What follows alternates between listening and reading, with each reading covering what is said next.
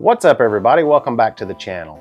In the last video we kicked off the Unboxed series where we unbox products, show you what's in the box or what's included with your purchase, and we run through some items that you need to get it ready to use. With the first installment of Unboxed, we featured this Browning X-Bolt 2 Hunter Series rifle in .270 Winchester. Now before I mount the scope on this rifle, I wanted to do a quick video on choosing the right scope for your rifle and the considerations I made when selecting a scope for this rifle. So let's get right into it. When I'm looking for a new scope, the very first thing I consider is how I'm going to use the rifle it's going on. Am I long range target shooting and need a lot of dial up? If that's the case, I'm looking for a scope with a 34mm tube that allows for a lot of elevation adjustment and something with a magnification of 20 plus. In this case, I've got a Leupold VX6 4-24 by 52 on top of my Target Max. Is this a hunting rifle that I'm taking out west where I might have a 600-yard shot in low light? In this situation, I want a scope with high-end glass for the best possible light transmission and at least a 30mm and maybe a 34mm tube for plenty of elevation adjustment. In this case, this Leupold VX5 4-20 by 52 on top of my Browning X-Bolt Mountain Pro Long Range and 6.8 Western serves that purpose very, very well. Or is this a deer woods rifle where most of my shot opportunities are going to be within a couple hundred yards? In this situation, I'm looking for a scope that is lightweight and has a wide field of view or low magnification. In my case, with this rifle, it's primarily going to be used for deer hunting here in southeast Missouri, where most of my shot opportunities will be in that 80 to 160 yard range. So with all that said, let's find the right scope for this rifle. Let's start with the Leupold VX6 HD 3-18 by 44. So will this scope serve the purpose of this rifle? Absolutely, with flying colors. We've got the low end magnification range of 3 with a 6x factor that gets us all the way up to an 18 magnification. But the reality is, again, the purpose of this gun, hunting deer in the Midwest where the majority of my shots are going to be inside 200 yards, is an 18 magnification necessary? Absolutely not. Really, that 8 to 10 range is all you need for 200-yard shots and in, and even further than that. So the magnification range is overkill.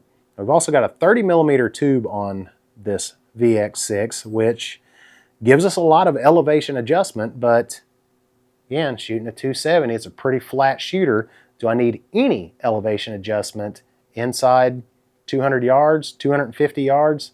Not at all. So what you sacrifice when you have that larger tube, even though it's nice, is you sacrifice weight. This scope is going to weigh in at 1 pound, 5.7 ounces. So it's a little bit heavier, especially compared to the two other scopes that I have sitting here in front of me. The one other thing that the VX6 is overkill on is your pocketbook. This is an expensive scope. So for just deer hunting, again, here in the Midwest, short shots, the VX3 is plenty for this purpose. So those are the two options I have in front of me. So we're going to eliminate this Leupold VX6 HD 3-18 by 44. So we've got it narrowed down to two scopes. Both of these are the Leupold VX3 HD. They both have the same magnification range of 3.5 to 10 magnification, which is more than enough for the purpose of this rifle.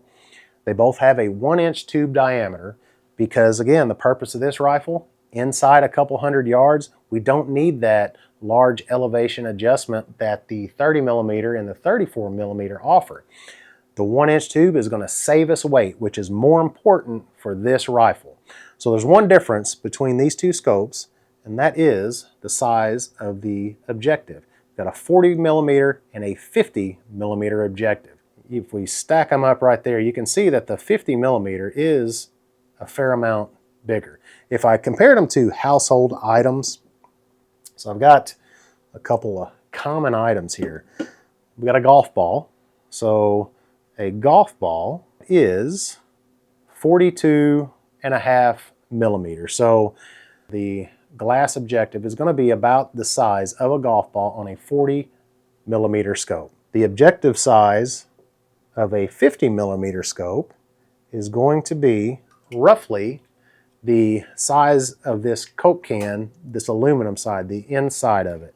That is right at 53 millimeters. So that's what you're looking at on a 50 millimeter scope if we compared them to some household items. You can see it just barely slides inside, so your glass is going to be about the size of the top of that Coke can. So that gives you an idea of some real world items here, household items. You can compare size. So when we talk about the tube size, a 1-inch tube, that's pretty obvious, right?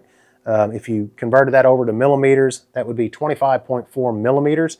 A 30 millimeter scope is going to be almost 1.25 inches in diameter. Actually, it's 1.18 inches.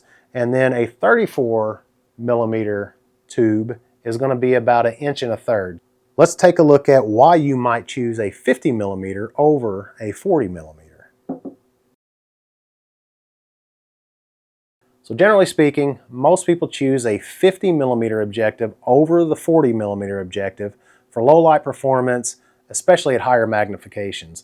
At lower magnifications, either one of these will get you past legal shooting light. Another reason, a wider field of view, but again, that matters most at a higher magnification. So as I continue drilling down to find the perfect scope for the purpose of this rifle, the majority of my shots are going to be that 80 to 160 yard range.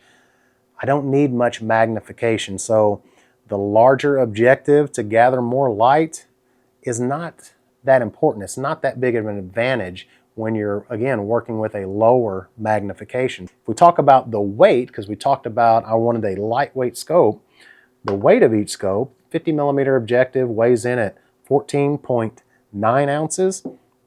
The 40 millimeter objective is going to weigh in at 13.2 ounces. So you're talking 1.5 ounces.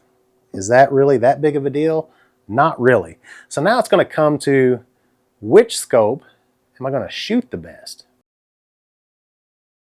I was always taught you want my scope to be as low as possible because we want a good cheek weld on our stock. So with this being a wooden stock and no adjustability on the comb here, I need that scope to be as low as possible so I can get a good cheek weld on the stock and my eye line to be in line with the scope. So with the 40 millimeter objective, I can use low rings and there's plenty of clearance.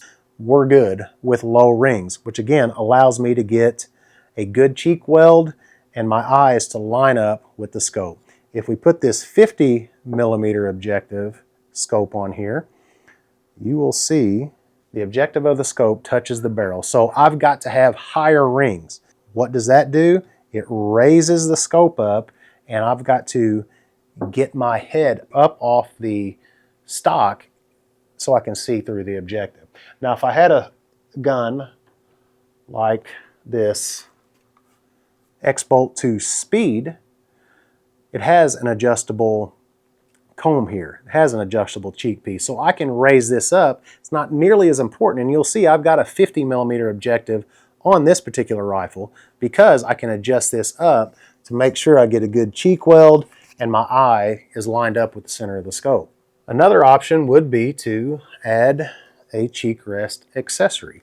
So this is a Bradley cheek rest that I put on my X-Bolt Mountain Pro long range because it didn't have the adjustable comb or cheek rest that the new X-Bolt 2 does in the Speed version. I've got a Picatinny rail on here and a 34 millimeter tube scope. So my scope really sets high off the stock here. This cheek rest allows me to get a good consistent cheek weld, get my eye in line with the sight so I can shoot as accurately as possible. So that is an option that I could utilize on the X-Bolt 2 Hunter, but do I really want to put An accessory like that on this really nice wood looking stock, it's a consideration, but I don't know if that's what I want to do. All things considered, the majority of my shots are going to be less than 150 yards, so low light performance at high magnification, not a concern. My biggest concern is getting a solid cheek weld on the stock. On a rifle with an adjustable comb like the X-Bolt 2 Speed, you can fit the rifle to the scope.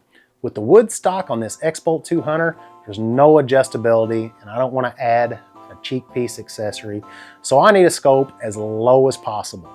With that said, I'm going with the 40mm objective scope for this rifle.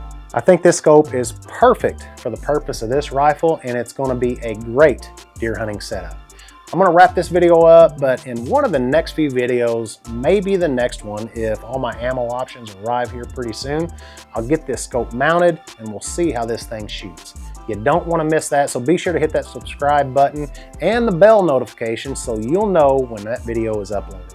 Thanks a lot for watching, and we'll see you next time.